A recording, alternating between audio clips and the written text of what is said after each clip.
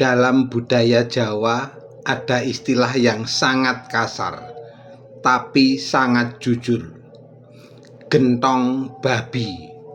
Sebuah wadah makan yang tidak pernah bersih, tidak pernah cukup, dan selalu dipenuhi kerak keserakan. Hari ini istilah itu terasa seperti metafora untuk cara sebagian kekuasaan dijalankan.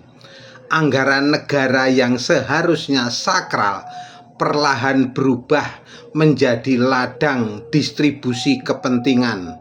Bukan lagi soal prioritas publik, tapi soal siapa dapat apa.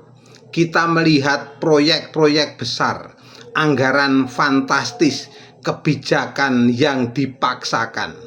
Namun di balik itu semua muncul pertanyaan sederhana, ini untuk rakyat atau untuk lingkaran tertentu? Fenomena gentong babi bukan soal individu, ini soal ekosistem. Sistem yang memungkinkan pemborosan dianggap wajar, korupsi dianggap risiko biasa, dan loyalitas dibayar dengan akses terhadap sumber daya negara.